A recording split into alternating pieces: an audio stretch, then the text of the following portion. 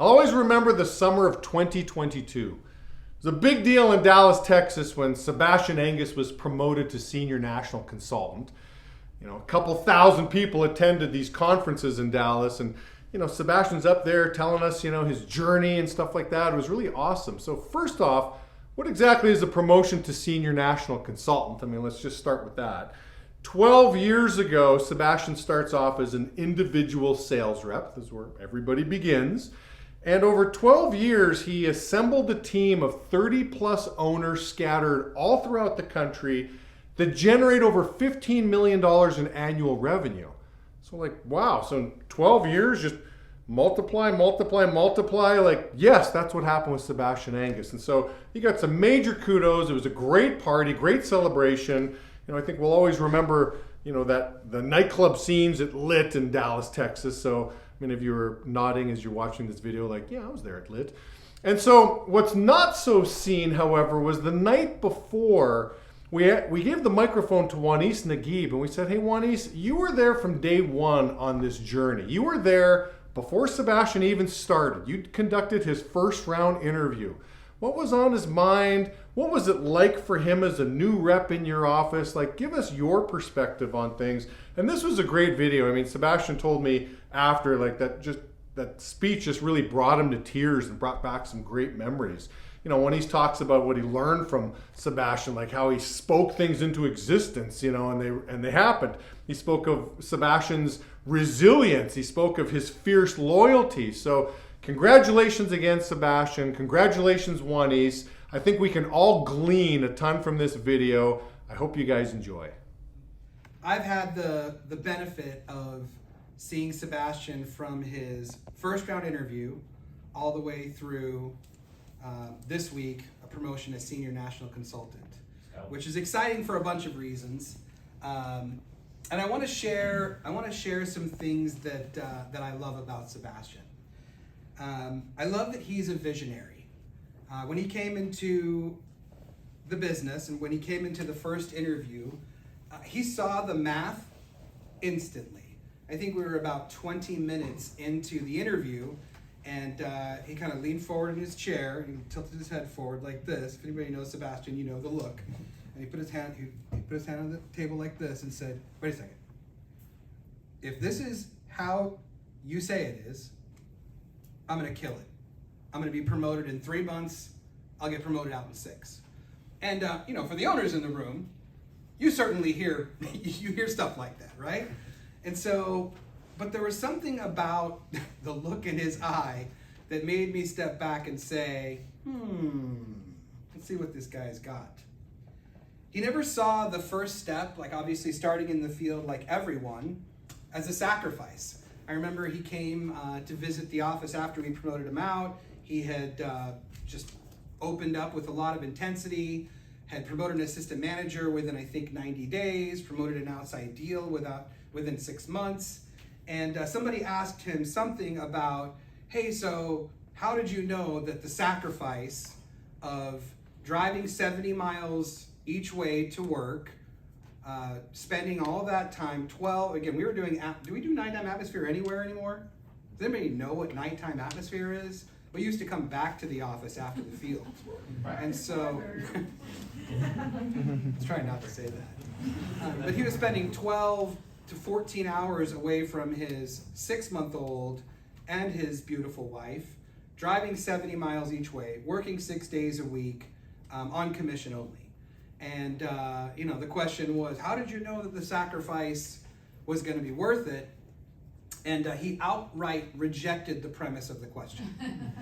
He said, I reject the premise of your question. Poor kid was like, but he was doing different math. This one group of people in the world that were doing addition, he was doing multiplication. And he told all of us, as again, a visionary. That's not something that's very common. He told all of us, anybody that was partnered or is partnered with him, what he was going to do. And the longer, I spent with Sebastian, the less I used to say okay, we'll see. I didn't want to shut him down, but people talk. It's not tough to talk. More people talk now than ever before. But he really changed my perception of the power of speaking things into existence. I mean, it really kind of blew me away. I would see him say, well, I'm going to do this, and he had like a twinkle in his eye, and I'm like, okay, we'll see. And then I would see him put in the work and the commitment and follow through, and these things were happening. You know, he was promoted in basically 3 months, would have been promoted out in 6 months if the situation that we wanted to get him in was there. But with all of that intensity, he was also patient enough to say, I'm good. Let's just keep doing this thing. Let's keep cooking it. Let's build this fire real big. And that year, our average head count was 56 reps, average. And then he was promoted out with a team that's probably double the size of the average office in Sidcor right now. And the rest is now written in history. He also, I call him a visionary. He saw the future of our business. Yeah, we all are like, oh, it's going to get better. It's great. It's better than before. But he saw what the business was going to grow into, and because of his work ethic and his commitment, he's also been a big part in making that happen. If you had told us back in my day, back in Sebastian's day, that there was reps making $4,000 in the field, it wouldn't have been like, oh, that's cool. Now it's like, oh, that's nice. Blown the doors off, and he's been a big part of that. Also, don't play him in chess if you like winning. Our record, and I'm not the best at chess, but I'm good at chess. I have a winning record. Our record is 2-48. I had tickets. And I was dancing around the house. It was a big deal. So, another thing I love about Sebastian is he is fiercely loyal. Fiercely. Like choke you out loyal. He's loyal to his values and his belief systems. See, when he came in the business, there was plenty of, VIPs, elders, trailblazers, people that had done big things that wanted to tell him about how things worked and what could and couldn't be done. Well, what we saw is Sebastian's commitment to his belief system, and without being disrespectful, he set out to prove a lot of those things as not necessarily the way that they always have to be. He's loyal to his vision. And listen, that's not an easy thing. Anybody who's a sports fan, how many times have we seen some blockbuster trade, blockbuster contract Broncos with this amazing vision, and this quarterback is going to change our vision, and the GM and the owner and all of this, and then what happens? Take a couple bruises, a couple L's, and then all of a sudden, well, new vision. We're going to ship that quarterback off. And so, his loyalty through trials has been to his vision, and he's seen it through piece by piece by piece. And anybody who knows Sebastian, who's worked closely with him, is less and less surprised that those things happen over time. He's loyal to his people. He's loyal to his friends. He's an incredible friend. There's countless people just here in this organization that would count him as one of their absolute closest friends. He's fiercely loyal to his family. He's an amazing husband and dad.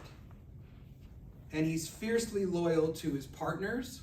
I mean, if you're going to start a business or anything, he's a guy you want to pick in the first round. And he's fiercely loyal as a leader to his people. When he came into the business, I certainly taught him some things about how this business worked, but I don't know that I taught him more than he's taught me. He's been one of my leaders, even though I conducted his first round interview. I love that Sebastian is resilient without the need for sympathy. There's a lot of people that want to tell you about how hard things are for them and why you should cut them some slack.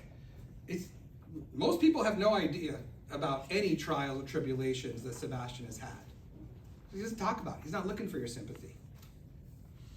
But the tough season is what brought him to us. Like a tough season, like tough. And a tough season, which he, affectionately calls the dark winter, is really a big part of what unleashed the beast that is his reputation now.